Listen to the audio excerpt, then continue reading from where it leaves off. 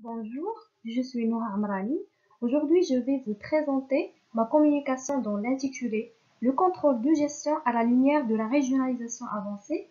Quel rôle pour piloter la performance des collectivités territoriales? Pour ce faire, on vous propose le plan suivant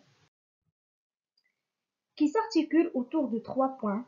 Le premier concerne le passage de la décentralisation vers la régionalisation avancée en évoquant les différentes étapes.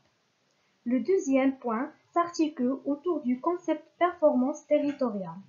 Le troisième point s'arrête sur le contrôle de gestion comme outil de pilotage de la performance chez les collectivités territoriales.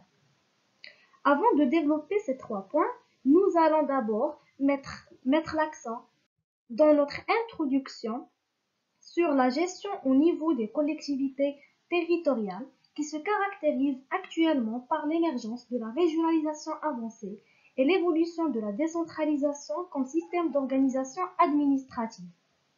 De ce fait, l'administration territoriale au Maroc table sur la démarche de performance afin d'ancrer les principes de démocratie, de reddition des comptes et de bonne gouvernance. Désormais, le contrôle de gestion occupe une position primordiale dans l'action territoriale. Alors, comment le contrôle de gestion peut-il suivre ces évolutions? Pour répondre à cette question, nous allons d'abord passer par un rétrospectif historique. C'est notre premier point, donc qui marque le passage de la décentralisation vers la régionalisation avancée. Cette étape passe par 3 grandes phases. La première avant 1956, c'est-à-dire la période de protectorat ou la centralisation donnée. À cette époque, c'est l'État qui détient le pouvoir de décision, chose qui conduit vers l'aggravation des problèmes socio-économiques. La deuxième étape, c'est entre 1960 et 2008. Cette phase se caractérise par l'indépendance, il se coïncide avec l'indépendance. Il se caractérise par l'adoption d'un système décentralisé qui stipule un transfert des compétences de l'État aux collectivités territoriales tout en préservant le principe de contrôle. La décentralisation a pour objectif l'atteinte de l'efficacité et l'efficience du service public et engager le citoyen dans la vie politique. Pour ce qui concerne la troisième phase, à partir de 2009, la montée en puissance de la région a été couronnée par le lancement de la régionalisation avancée en 2015 par Sa Majesté le roi Mohamed VI dans le but de garantir un passage ou bien de garantir un partage équilibré entre l'État et région. Le grand chantier de la régionalisation avancée procure une place importante à la performance territoriale. Étant donné de l'évolution de la gestion publique, la performance territoriale devient désormais une nouvelle branche de la performance publique. C'est l'intitulé de notre deuxième partie, donc qui vise une articulation entre les politiques publiques nationales et les politiques publiques territoriales. L'objectif, c'est d'améliorer les résultats des actions entreprises par les collectivités territoriales en les rapprochant aux objectifs fixés par l'État. Cela s'est logiquement traduit par la montée en puissance d'un nouveau management public local inspiré du courant New Public Management et qui doit s'accompagner en principe d'un nouveau mode de contrôle de gestion.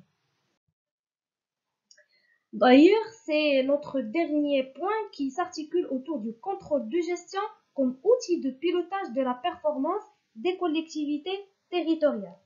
En effet, les collectivités font l'objet de différents modes de contrôle. L'inspection générale des finances, l'inspection générale de l'administration territoriale, la Cour des comptes régionale. Ces contrôles émanent de l'extérieur. Ils sont basés sur un examen sur pièce afin de vérifier les états financiers et d'assurer la régularité de gestion. Cependant, compte tenu de l'engagement de performance que l'administration souhaite atteindre, il sera nécessaire d'inclure un contrôle en interne. qui va au-delà d'une simple vérification. Il s'agit à ce niveau du contrôle de gestion qui vise à partir d'une comparaison entre réalisation et objectif de proposer des améliorations. Dans le même ordre d'idées, le contrôle de gestion dans les collectivités territoriales permet en conséquence d'éviter les éventuels blocages qui émanent du processus de gestion et contribuent au pilotage de leur performance. Donc, pour conclure, il faut retenir les points suivants. C'est que la décentralisation est le premier jalon de la réforme administrative locale qui constitue le soubassement de la régionalisation avancée et que la régionalisation avancée est un nouveau mode de gouvernance territoriale qui encourage l'adoption des modes de gestion modernes basés sur l'approche de performance et que cette performance territoriale est basée sur ou bien est une branche de performance publique qui prend en considération les spécificités des collectivités territoriales. Et enfin, le contrôle de gestion doit s'adapter aux particularités du management public local pour atteindre la performance souhaitée. Votre présentation a arrivé à sa fin. Merci pour votre attention.